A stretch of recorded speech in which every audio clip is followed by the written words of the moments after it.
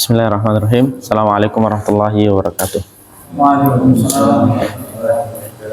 Alhamdulillah wassalatu wassalamu ala Rasulillah wa ala alihi wa sahbihi wa mawala wa la hawla wa la quwata illa billah. Segala puji bagi Allah Subhanahu wa taala. Patut bagi kita untuk bersyukur kehadirat Allah Subhanahu wa taala. Cara bersyukur bagaimana? Yaitu dengan memperbanyak amal soleh, terutama di bulan haram ini. Kemudian salawat kepada Nabi Sallallahu Alaihi Wasallam, para sahabatnya, keluarganya, dan semua yang mengikuti beliau dengan baik dan benar hingga akhir zaman. Teman-teman semua, insya Allah pada kesempatan kali ini kita akan melanjutkan pembelajaran kita, yaitu tentang rukun iman, khususnya iman kepada Rasul, yaitu iman kepada para Rasul. Dan kemarin kita sudah ambil sebagian, dan insya Allah kita akan menghabiskan sebagiannya lagi di pertemuan ini. Ya, kemarin kita sudah terakhir kita sampai mana? Terakhir wali, ya, sampai pembahasan tentang wali, ya. Kalau kemarin ya mungkin antum bingung. Definisi wali itu siapa, ya, sebenarnya siapa yang berhak jadi wali, ya, apakah wali ini adalah sesuatu yang perlu dinobatkan atau sesuatu yang perlu diumumkan, ya, apakah ini perlu diketahui orang, ya. Tapi kemarin kita sudah belajar bahwasannya wali, ya, menurut Allah Subhanahu wa taala, definisi Allah Subhanahu wa taala, ya, seorang wali, ya, adalah sebagaimana yang difirmankan oleh Allah Subhanahu wa taala di dalam surat Yunus ayat 62 sampai 64. Ala inna awliya Allahi la khaufun alaihim wa lahum yahzanun. Pertama, sifatnya wali adalah wali-wali Allah itu tidak akan takut dan tidak akan sedih. Tidak akan takut dan tidak akan sedih. Terhadap apa? Terhadap apa, di dalam apa? Sedih nggak ada duit? Nggak mungkin. Sedih. Sedih apa ini? Tidak takut dan tidak sedih, yaitu dalam melaksanakan perintah Allah Subhanahu wa taala. Tidak takut dan juga dia tidak sedih. Tidak sedih karena dicemooh orang gara-gara dia mengagungkan syiar Allah, mengerjakan agama. Dia nggak takut, dia mau pakai sarung, pakai kupiah kemana-mana, dia nggak takut, ya. Dia nggak sedih kalau seandainya dengan dia pakai sarung atau pakai kupiah atau dengan dia berbusana muslim, dia akhirnya dicemooh oleh orang, dia nggak sedih. Tidak ada, ya, di dalam hatinya, jiwanya, ya, kecuali Allah Subhanahu wa taala. Seperti itu, ya. Kemudian berikutnya alladzina amanu wa kanu yattaqun, dan orang-orang dan para wali adalah mereka yang beriman, pastinya beriman dengan keimanan yang sempurna, berusaha menyempurnakan keimanan selalu, wa kanu yattaqun, bertakwa kepada Allah Subhanahu wa taala, takut. Nah, ketika ada orang memiliki sifat ini, maka dia sudah wali, ya. Ya. Namun kalau misalkan ada seorang wali misalkan, kemudian kita tegur, wahai wali, bukankah misalkan dia melaksanakan sesuatu yang makruh, misalkan dia jalan-jalan misalkan pakai celana yang robek-robek atau apalah, pokoknya sesuatu yang makruh. Wahai wali, itu kan makruh. Nah, ini kan cuma makruh saja, maka ini bukan wali, ya. Makruh apa artinya makruh? Dibenci. Siapa yang membenci? Allah dan Rasulnya. Kalau dia benar-benar wali, ketika dikatakan wahai wali, ini makruh loh, pasti dia akan segera bertaubat, istighfar, ya. Karena dia tahu bahwasanya makruh ini artinya adalah dibenci Allah Subhanahu wa taala. Ini kalau ini bisa kita pakai untuk yang ngaku-ngaku wali. Karena banyak zaman sekarang ngaku-ngaku wali, mengklaim bahwasanya dirinya wali, ya. Nah, seperti itu. Selalu bertakwa, takut kepada Allah Subhanahu wa taala. Ya, mau terkenal maupun tidak, ditahu orang ataupun tidak, dia tetap wali Allah. Punya karomah ataupun tidak, dia tetap wali Allah Subhanahu wa taala. Ya, seperti itu. Nah, jamaah yang dimuliakan oleh Allah Subhanahu wa taala, banyak yang salah menganggap, salah kira bahwasanya wali itu yang memiliki apa? Karomah. Apa karomah? Sesuatu yang di luar kebiasaan, sesuatu yang tidak biasa di hadapan di khalayak manusia, ya.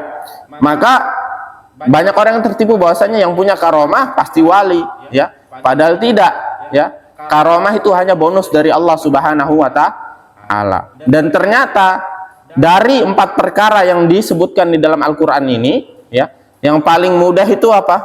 Karomah.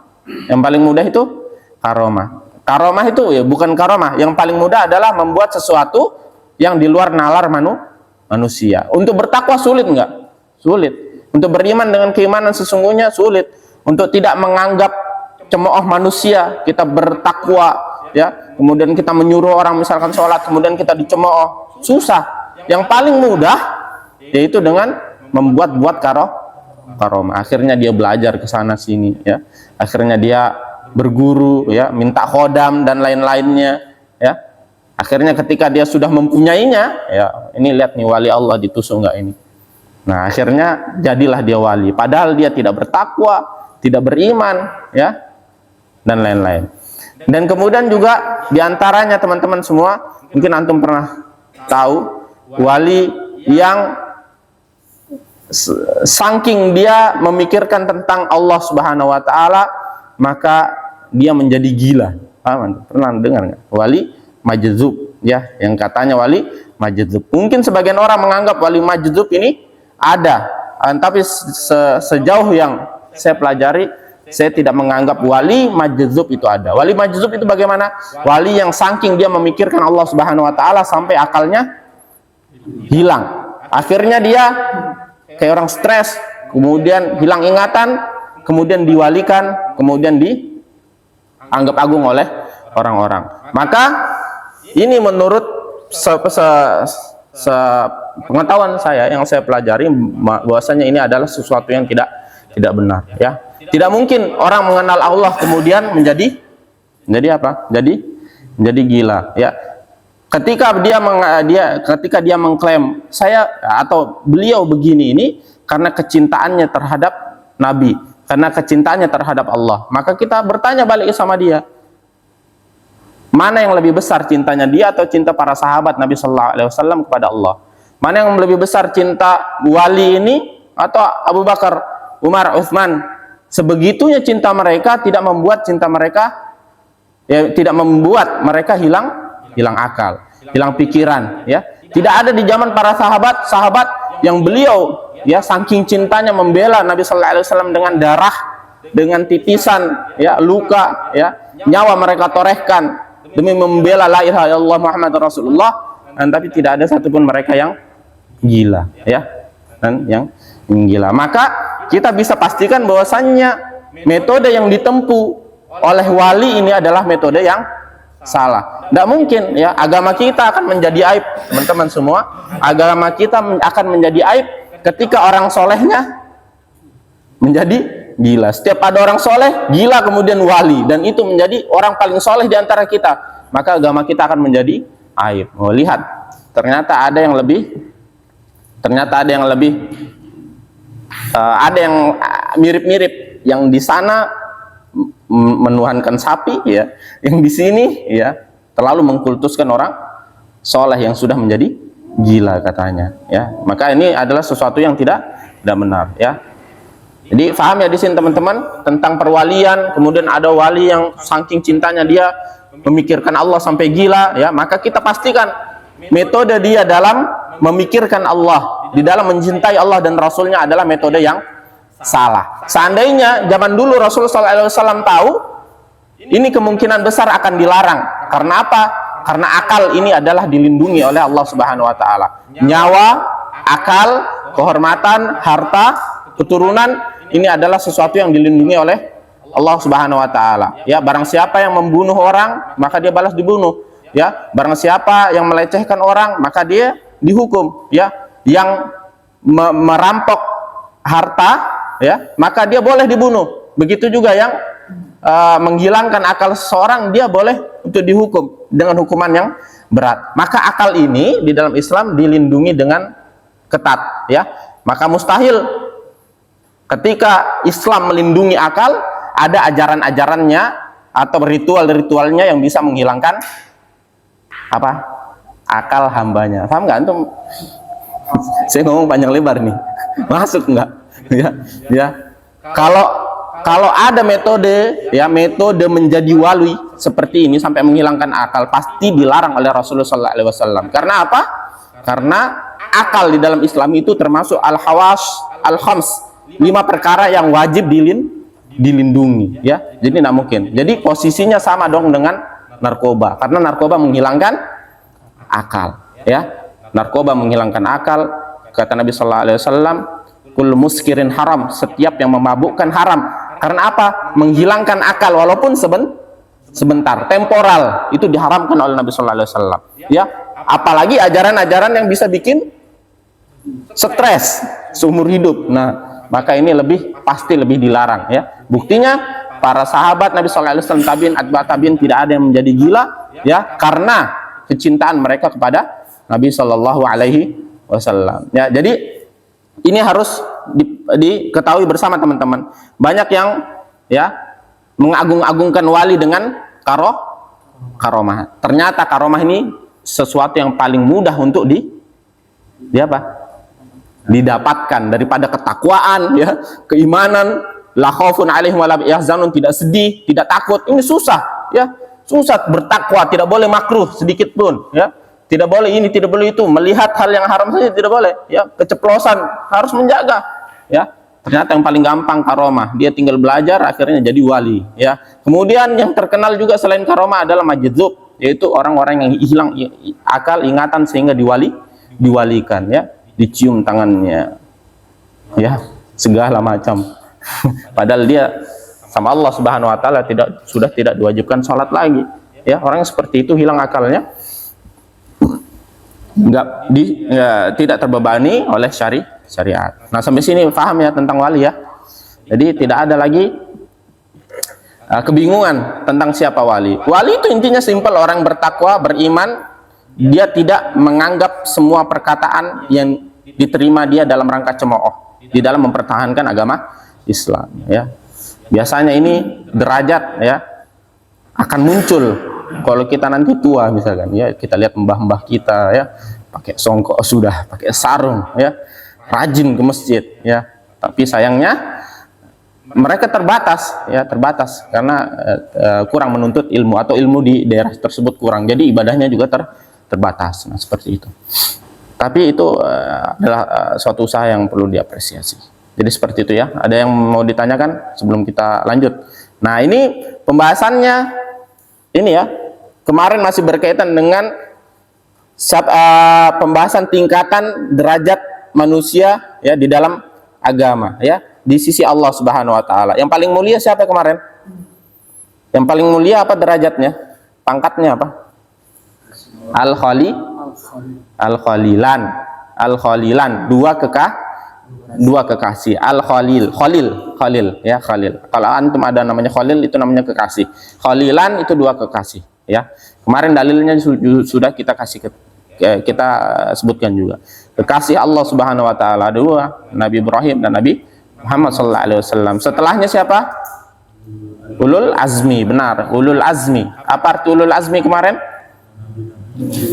Iya, nabi-nabi yang sangat diuji kesabarannya, ya, karena hiruk pikuk dan suasana kaumnya yang sangat menjengkelkan, ya, menyita pikiran, tenaga, dan lain-lain. Kemudian setelah itu Rasul, ya, kemudian setelahnya baru Nabi, kemudian yang terakhir adalah wali. Dan wali ini tidak diberi wahyu, ya, dia tidak bisa menentukan syariat sedikit pun, karena syariat sudah sempurna, sudah ditutup, ya, Ya, kemarin kita sudah bahas bahwasannya Nabi Sallallahu Alaihi Wasallam ketika di Haji Wada, dia tahu ini adalah haji terakhirnya. Setelah ini dia akan meninggal. Rasulullah Sallallahu Alaihi Wasallam tahu.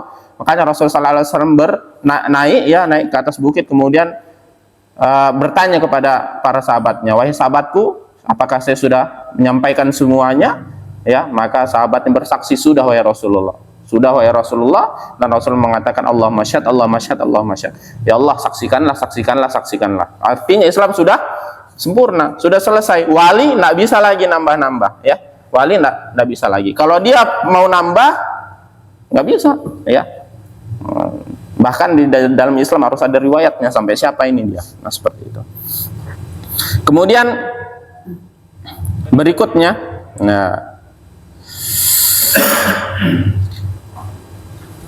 jumlah rasul dan nabi, ya. Di sebuah riwayat yang diriwayatkan oleh Abu Dzar, an Abi Dzar radhiyallahu taala anhu, qultu ya Rasulullah kamil anbiya. Ya, Abu Dzar radhiyallahu taala anhu pernah bertanya, wahai Rasulullah, berapa sih sebenarnya para nabi? Ya.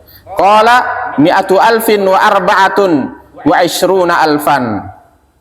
124.000. 124.000. Ini jumlah nabi, ya. Banyak nggak? Banyak. Kemungkinan di Indonesia juga ada nabi, ya. Kemungkinan di Indonesia juga ada nabi, ya. Kemungkinan di Arab juga zaman dulu juga ada nabi. Kemungkinan yang orang-orang soleh yang disembah Nabi Nuh, ya. Siapa? La tadarunna wadda wala suwa wala yaghus wa ya'uq wa nasra. Itu kemungkinan juga para nabi. Kemungkinan, ya, nggak tahu. Ya, intinya banyak betul. Kemudian qala qultu kami rasul min dalika. Lalu dari 124.000 ini berapa rasulnya? Ya. Maka kata Nabi sallallahu alaihi wasallam, salasumiyah wa salasu asyara jammun ghafirun, yaitu salah sumia wa salah 313 jamun ghafir, ada banyak kata Nabi sallallahu alaihi wasallam, jumlah yang banyak. Jadi dari 124.000 ini 315-nya adalah rasul, ya. Jadi banyak, ya, rasul. 300, ya. Riwayatnya ada dua, Pak, antara 313 atau 315. Ya, 313 sampai 315. Ini jumlah rasul dan ini sangat banyak, sangat banyak. Ya, ini hadis. Ini Nabi itu sebelum Rasulullah. Iya, sebelumnya, ya.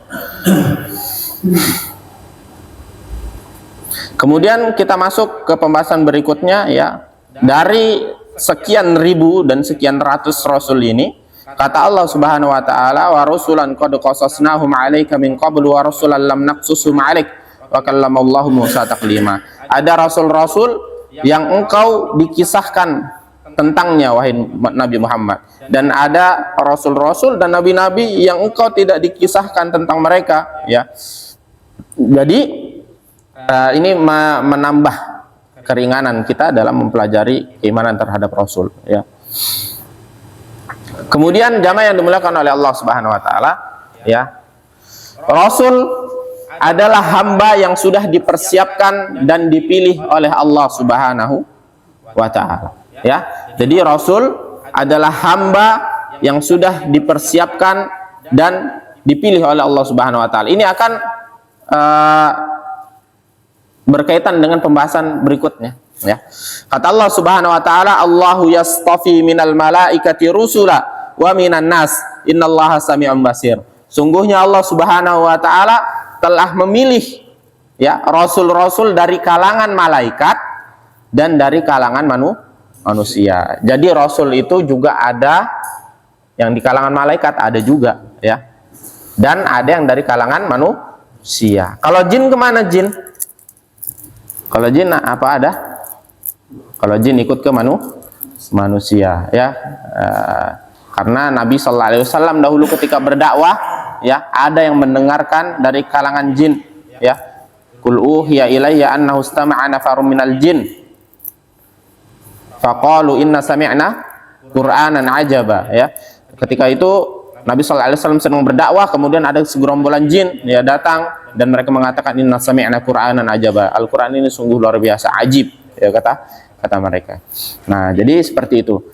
Ternyata malaikat itu juga punya rasul dan nabi, ya. Begitu juga dengan manusia.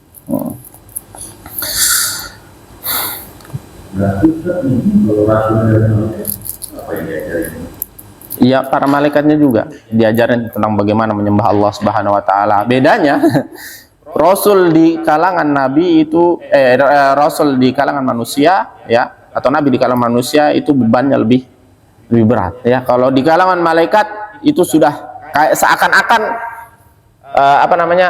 seakan-akan panglima saja, sudah barisannya sudah nurut semua ya, panglima saja. Kamu sekarang gini ya, kamu sekarang gini ya, kamu beribadah di sini ya, kamu diperintahkan oleh Allah Subhanahu wa taala untuk begini dan begitu. Wallahu alam, intinya di kalangan malaikat ya itu hanya menunjukkan bagaimana kepada para malaikat yang lain bagaimana menyembah Allah Subhanahu wa taala. Tentunya malaikat ini ketika dilahirkan ya, ketika diciptakan oleh Allah Subhanahu wa taala, mereka juga tidak tahu bagaimana cara menyembah Allah. Akan tapi mereka adalah hamba yang taat, begitu saja.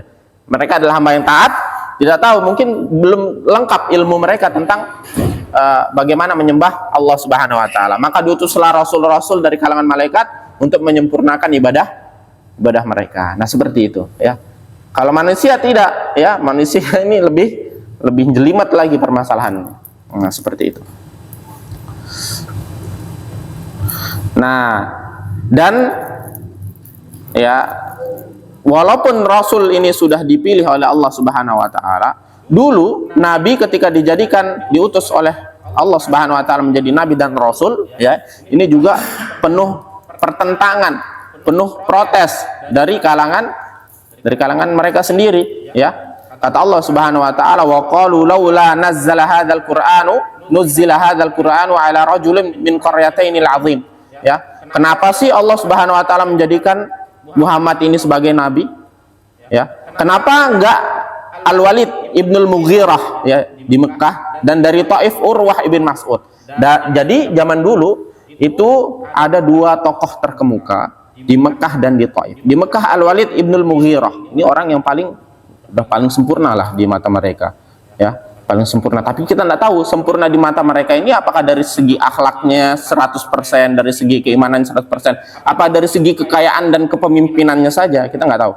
Kemudian di Taif ada Urwah ibn Mas'ud ya, ada Urwah ibn Mas'ud. Jadi Mekah dan Taif ini adalah qaryataini azim ya, dua kampung yang menjadi dua kota yang menjadi adidaya saat itu ya. Jadi orang-orang Quraisy ini protes ketika Nabi Muhammad SAW diutus menjadi Rasul. Kenapa sih nggak itu aja sama itu ya? Seakan-akan kalau di sini ya, tahu-tahu Yudi jadi Nabi ya. Yang lain protes, kenapa nggak Pak Tris aja? sudah lama di sini ya, seperti itu. Nah, dulu juga diprotes ya. Maka ya, kita harus ketahui bersama bahwasannya Rasul itu bukan orang sembarangan. Rasul adalah hamba yang sudah dipersiapkan oleh Allah Subhanahu wa taala dan juga sudah dipilih oleh Allah Subhanahu wa taala ya. Nah, oleh karena itu orang-orang liberal juga protes, kenapa nabinya dari Arab ya, nggak cocok dengan kebudayaan kita. Nah, ini sama kasusnya kayak dulu ya, diprotes ya. Jadi kita harus mengimani pertama bahwasannya Rasul yang sudah dipilih dan dipersiapkan, sudah dipersiapkan. Intinya apa? Udah diurusin dari kecil ya. Nah, ayat-ayat di atas ya membantah pernyataan falasifah ya, diantaranya filosof Muslim itu ada Ibnu Sina ya, kalau kita kenal Avicenna ya, dengan Al-Farabi. Al-Farabi mungkin antum agak ini, tapi kalau Ibnu Sina ya, ini adalah tokoh yang sangat luar biasa dalam ilmu kedokteran yang kita tahu ya, Ibnu Sina semua tahu ya, dan orangnya juga sangat cerdas ya, akan tapi beliau terjerumus ke dalam filsafat sehingga selalu melogiskan sesuatu yang tidak logis dengan akalnya. Padahal ya, di dalam Islam kita tidak perlu logis-logisan. Yang kita perlu adalah hanya beriman pada Allah Subhanahu wa taala ya. Ibnu Sina dan Al-Farabi mengatakan bahwasanya an-nubuwatu amrun muktasabun, bahwasanya kenabian itu bisa dicari ya, kenabian itu bisa dicari ya. Buktinya apa? Buktinya Nabi ketika pingin jadi Nabi, beliau bertapa di gua Hiro. Nih, seperti ini ya. An-nubuwatu amrun muktasab, bisa dicari. Yang penting ente yakin, yang penting mau ya, siap menerima, itu bisa dicari ya. Padahal kenabian adalah murni datangnya dari Allah Subhanahu wa taala, dan manusianya pun juga sudah disiapkan oleh Allah Subhanahu wa ta'ala. Ya, jadi bukan bisa dicari-cari. Dan bahaya nggak perkataan seperti ini? Kenabian itu perkara yang bisa dicari. Berbahaya nggak? Ya, muncul nabi palsu ini gara-gara Ibnu Sina, Al-Farabi, muncul nabi-nabi palsu. Ya, akhirnya ya, kalau tidak nabi paling tidak wali. Wali-wali gadungan ini, ya, mereka bersandar kepada perkataan Al-Farabi. Ya, ketika kenabian saja bisa dicari, apalagi kewalian. Ya, akhirnya mereka cari betapa, ya, betapa melakukan ritual-ritual yang melenceng dari syariat, ya. Dan akhirnya seperti itu. Ya, padahal ini, ya, perkataan beliau ini bisa kita bantah dari beberapa sisi. Yang pertama adalah Rasul tidak pernah, ya, bantahannya adalah Rasul tidak pernah pingin jadi nabi. Buktinya apa? Ketika Jibril datang, Nabi takut nggak? Ketika Jibril datang, ya, Iqra, ya, takut nggak Nabi Sallallahu Alaihi Wasallam? Takut, ya. Seandainya Nabi Sallallahu Alaihi Wasallam mencari kenabian, pasti mengatakan, nah ini yang saya tunggu-tunggu, datang juga akhirnya. Kemana aja ente? Saya udah berlama bertapa di sini, nggak datang, ya. Tapi buktinya Nabi Sallallahu Alaihi Wasallam lari ketika didatangi Jibril, ya. Bahkan diabadikan di dalam surat Al-Muzammil, ya ayyuhal muzammil ya ayyuhal mudassir kum fa'andir, ya ayyuhal muzammil kumil laila illa qalila. Sama, ya, wahai orang yang berselimut, ya, wahai orang yang berselimut, ya, bangun, ya, jangan kabur. Kamu sudah waktunya jadi Rasul. Ya. Nah, ini dia.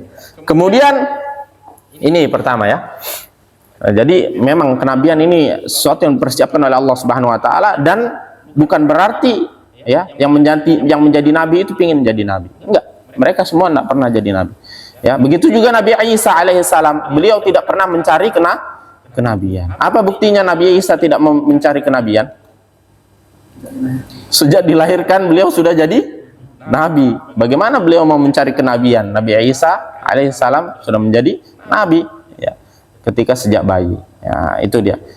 Jadi teman-teman semua, ya, kita harus pahami bersama bahwasannya kenabian ini, ya, kenabian, ya, kemudian hal-hal yang berkaitan dengan itu, kerasulan, tidak ada, ya, tidak bisa dicari, ya, tidak bisa dicari. Kemudian teman-teman semua,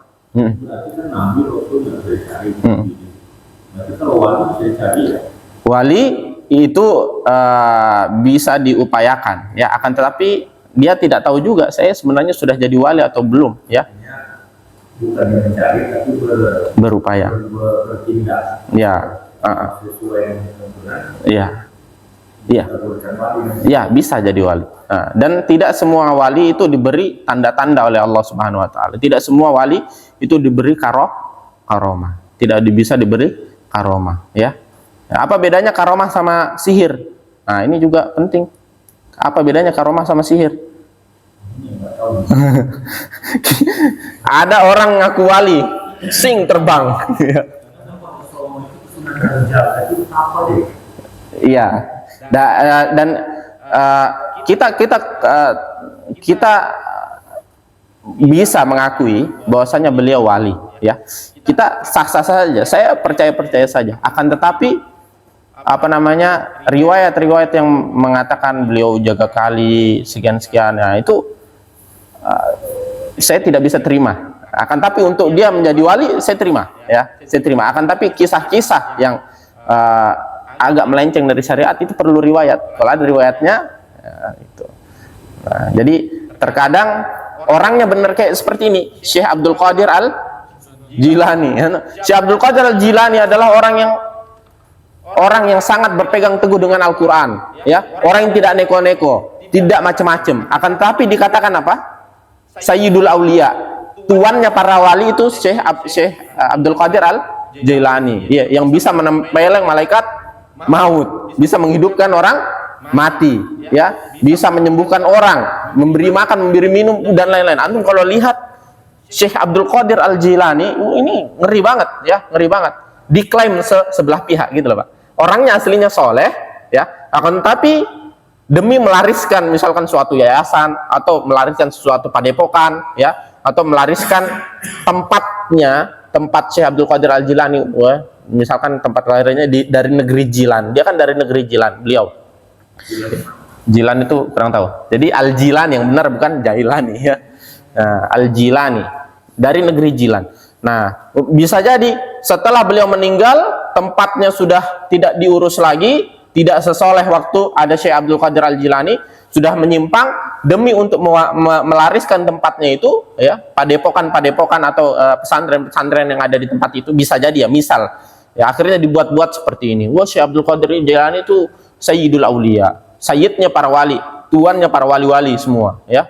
Sayyidul Aulia, wali kutub, wali apa nggak ada, semuanya lebih di bawahnya Syekh Abdul Qadir Al-Jilani. Bisa menghidupkan, mematikan, menempeleng malaikat maut ya. Bahkan saya kemarin interview ketika masih di sekolahan ya, ada yang ketika kita coba ceritakan tentang keislamanmu, bagaimana Islam, bagaimana gini-gini, tahu-tahu dia bercerita tentang Syekh Abdul Qadir Al-Jilani ya.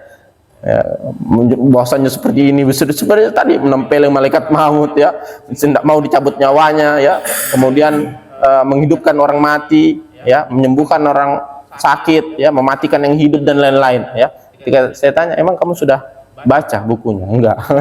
Itu baca dulu bukunya, itu benar semua ya, ada bukunya ya. Bukunya kalau tidak salah judulnya Al-Gunyah ya. Di Syekh enggak terlalu lama Pak, enggak terlalu lama, masih di dekat-dekat sini ya, ya masih dekat-dekat. Intinya seperti itu Pak. Terkadang ada orang soleh ya, terkadang ada orang soleh, akan tapi orang-orang di sekitarnya ini membuat riwayat-riwayat yang sangat berlebihan ya. Mungkin juga begitu juga dengan wali-wali, misalkan wali-wali mungkin sebenarnya dia soleh pada asalnya, beliau berpegang teguh terhadap Al-Quran dan Sunnah misalnya kan, dengan keterbatasan tatkala itu ya, terbatasnya ilmu saat itu. Kita maklumi, mungkin ilmu saat itu belum seperti sekarang yang semua sudah terbuka, semua sudah terkumpul jelas hadis-hadis, dalil-dalil. Kalau saat itu kan mungkin orang pedagang dari Gujarat, dari Arab, mungkin bawanya cuma 1-2 kitab saja, mungkin ilmunya terbatas sampai di situ. Jadi mungkin ada penyimpangan-penyimpangan lain yang itu sebenarnya masih bisa ditolerir karena keterbatasan ilmu. Sebenarnya orang soleh, akan tapi riwayat-riwayat yang datang di sekitarnya itu membuat beliau agak kurang masuk akal. Tidak mungkin orang soleh kemudian bertapa, meninggalkan sholat gitu kan. Nah, dan lain-lain. Nah, ini yang perlu kita tahu. Ya, kasusnya sama kayak Syekh Abdul Qadir Al-Jilani. Syekh Abdul Qadir Jilani kalau kita baca bukunya itu tegas, keras beliau. Nggak ada main-main, keras ya. Sampai digunakan dalam mempersilahkan pakai. Iya. Semua bahkan dalam diri apa sih? iya. Sebenarnya ini orang soleh yang bahkan di dalam bukunya ya, mungkin ini tidak disepakati oleh sebagian teman-teman kita, mengatakan bahwasanya Allah itu di atas arsy, bahwasanya Allah di atas arsy, ditulis bukunya ya. Sungguhnya Allah di atas arsy, tidak sebagaimana yang dikatakan oleh kaum ini dan kaum ini ya. Padahal yang mengagungkan mereka ini ya, yang pencak silat pakai Syekh Abdul Qadir, ila hadrat Syekh Abdul Qadir, itu mereka menolak bahwasanya Allah di atas arsy ya. Mereka menolak, akan tapi Syekh Abdul Qadir dengan jelas tegas ya. Pernah nggak baca bukunya? Baca dulu bukunya baru ya, boleh. Ini nggak pernah baca bukunya kemudian ila hadrat Syekh Abdul Qadir Al-Jilani seakan-akan tidak. Beliau orang soleh sangat bertakwa ya, sangat diagungkan pada masanya, namun tidak memiliki semua itu, yang ilmu-ilmu apa itu tidak punya ya, tidak punya. Beliau termasuk orang keras ya, orang keras terhadap syariat. Kalau itu wali kutub sama wali majnun sama. Wali majnun. Oh, jadi wali kutub ini aneh lagi teman-teman semua. Wali kutub itu apa? Wali yang memegang kutub. Kutub itu apa?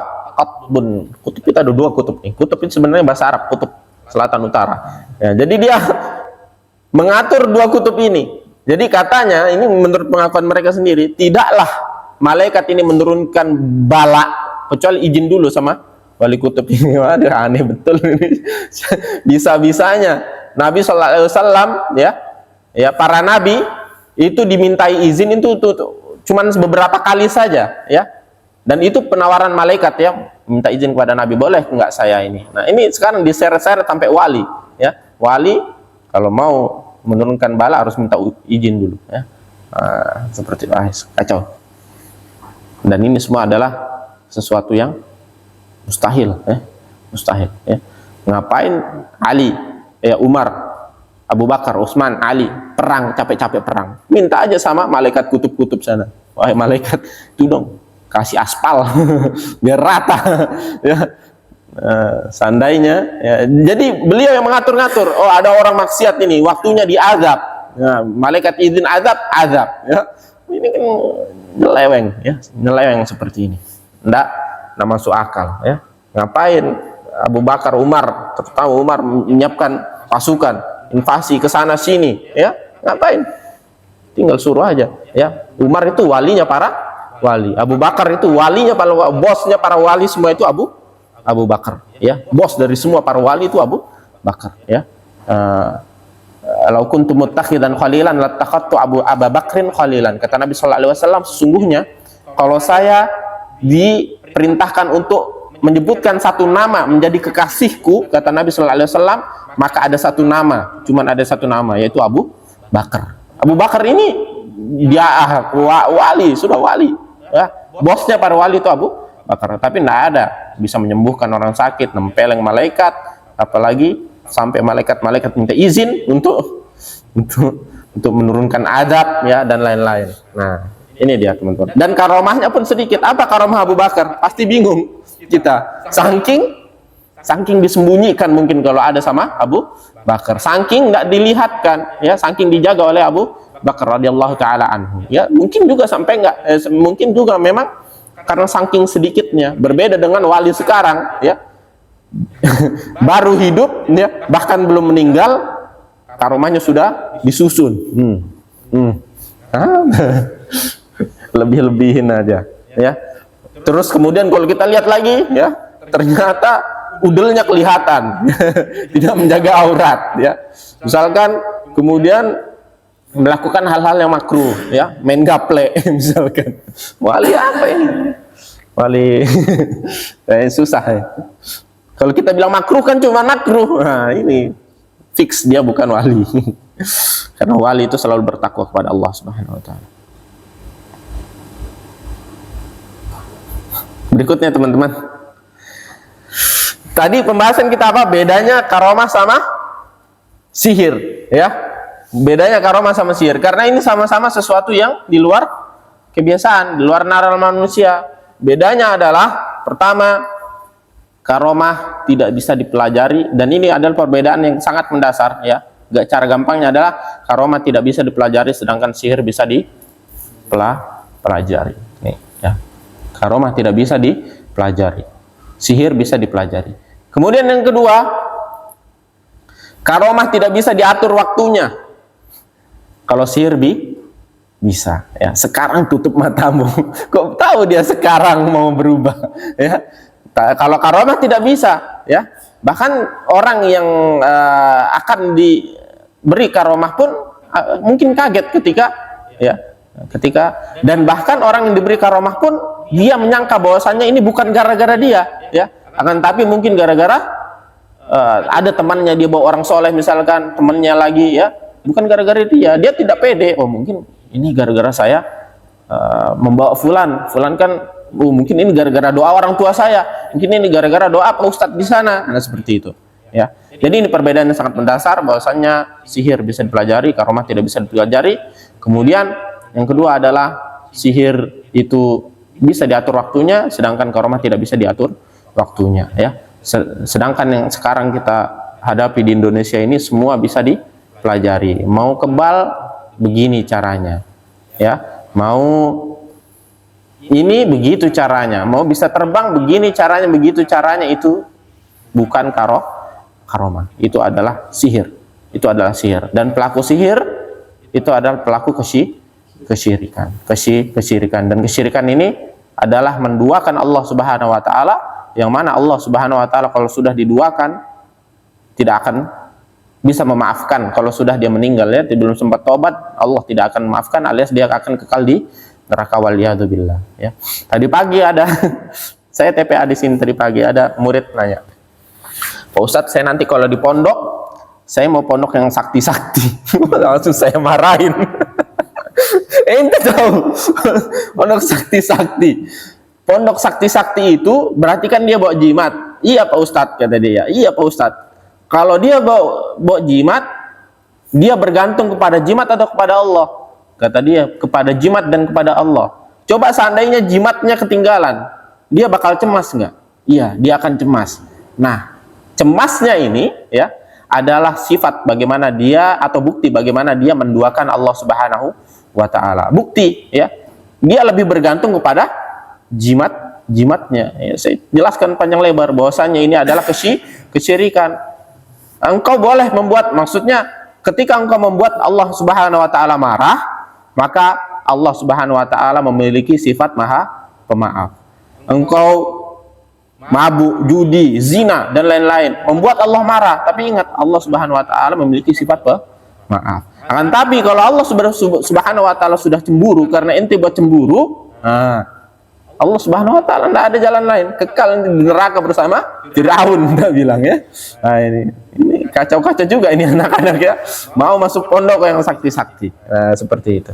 Saya juga katakan kepada dia, kamu punya orang tua? Punya ibu, punya bapak? Punya. Bagaimana ketika bapak dan ibumu ya memelihara kamu, melahirkan kamu dari kecil, kasih jajan, kasih makan sampai sekarang, kemudian ketika engkau sukses, engkau malah lebih sayang sama pamanmu, kira-kira bapak sama ibumu marah enggak? Marah sekali Pak Ustadz. Ya begitulah ya. Ketika Allah Subhanahu wa taala sudah memberimu semuanya, menciptakan, memberimu oksigen, kamu napas sekarang pakai oksigen, kemudian ketika meminta perlindungan, malah meminta perlindungan terhadap jimat, terhadap khodam misalkan. Allah marah sama kamu. Saya bilang seperti itu ya. Jadi ini teman-teman semua adalah pemahaman yang memang harus sangat kita dakwahkan ya. Jangan sampai menjadi hal yang biasa ya. Padahal ini adalah luar biasa, bahkan ancamannya adalah kekal di neraka ya. Ustadz, kadang itu tapi tulisannya Al-Quran gitu. Orang tulisannya Al-Quran Ustaz. Ya, masa itu syirik? Saya bilang, iya Al-Quran. Akan tetapi ya, Al-Quran itu dibaca tidak sebagaimana Allah Subhanahu wa taala syariatkan untuk baca. Kadang dibacanya dari belakang, dari mundur. Jadi ayat Al-Fatihah misalkan disusun dari belakang. Kemudian misalkan ayat tapi ditulis pakai darah ayam. Yang mana kalau kita nilai secara syar'i, ayat dibaca dari belakang ke depan ini adalah pelanggaran yang sangat besar. Ini berdosa ya. Kemudian ditulis dengan darah, ini juga berdosa. Kemudian kalimat-kalimat bahasa Arab yang kita terkadang nggak tahu artinya, tapi kalau kita menghadapkan di sini misalkan kita tahu artinya, oh ini suatu pelecehan yang sangat besar ya. Kadang ada di rumah-rumah itu ada ya. Kemudian di tengahnya ada kitmir ya, kitmir. Di sampingnya adalah nama Asmaul Husna ya. Di tengahnya ada nama nggak tahu. Intinya yang tengah ini namanya, intinya yang di tengah ini yang dikelilingi nama Asmaul Husna adalah nama anjing. Wah, ngeri kan?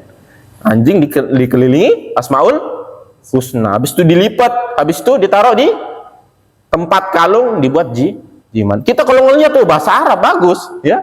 Padahal itu yang buat hantu Arab ya. Enti ana bahlul-bahlulin kata jin Arab ya.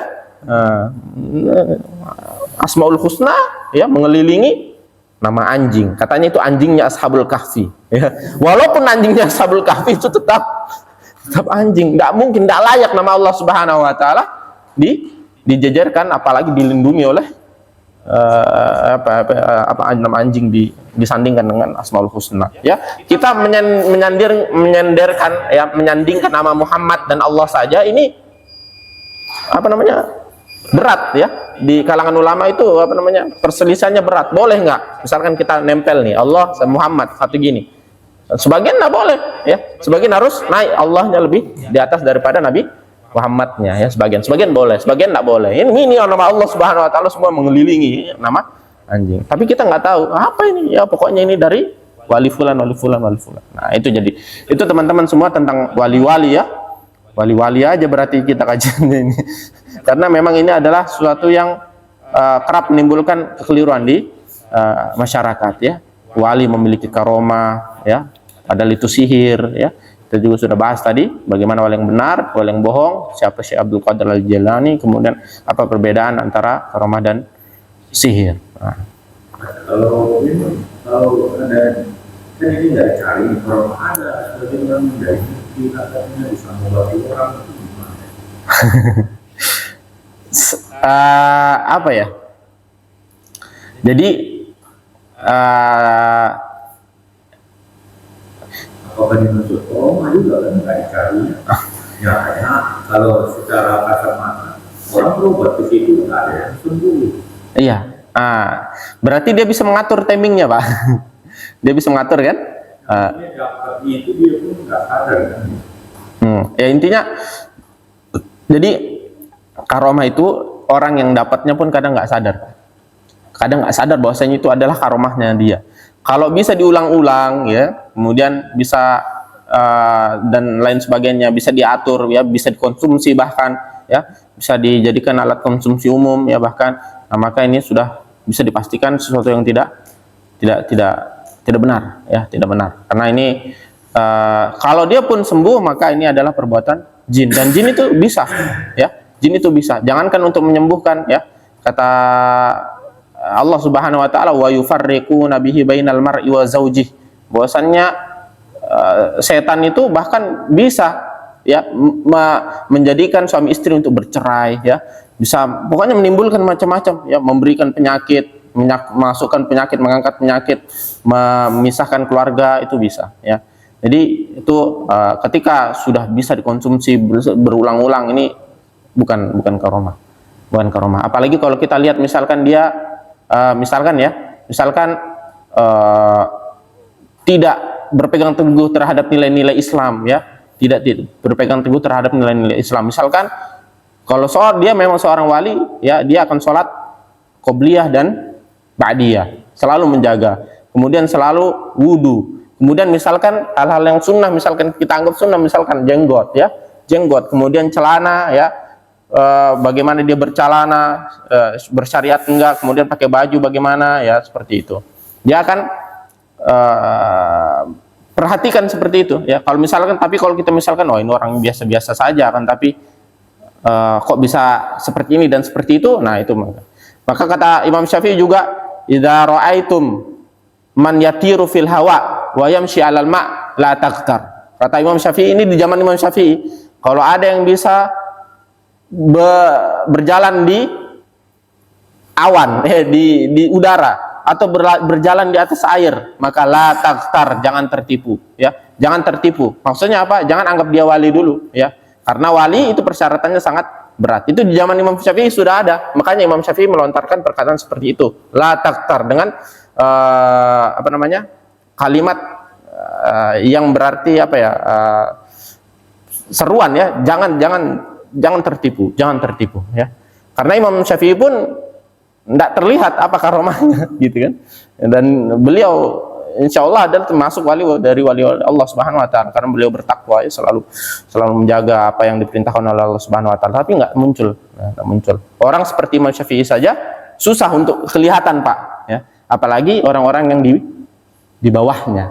Itu kalau ada ini berarti bonus, ya, sangat langka, sangat langka, seperti itu. Karomah itu susah, Pak. Lagian zaman sekarang kayaknya kita nggak butuh banget karomah, ya, nggak butuh. Karena apa?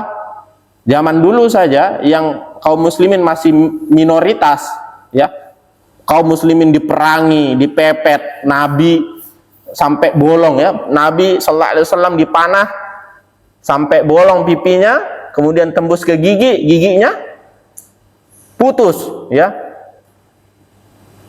Ya, maksudnya keadaannya sangat genting, akan tapi Allah Subhanahu Wa Taala jarang menurunkan karomah, ya, menurunkan mukjizat sama Nabi saja jarang, ya. Padahal itu level Nabi berdarah-darah untuk membuktikan bahwasanya memang Nabi aja manusia biasa, gitu loh.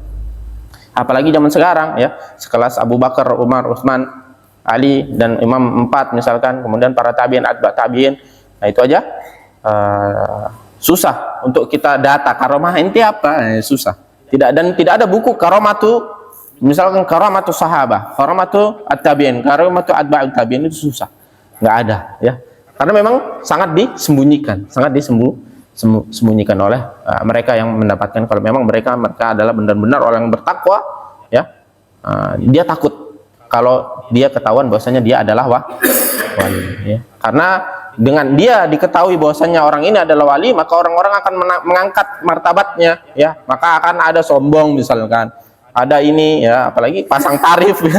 Pasang tarif misalkan antum bilang tadi, menyembuhkan orang sakit kemudian dia pasang tarif. Wah, ini pengobatan pakai jin, ya.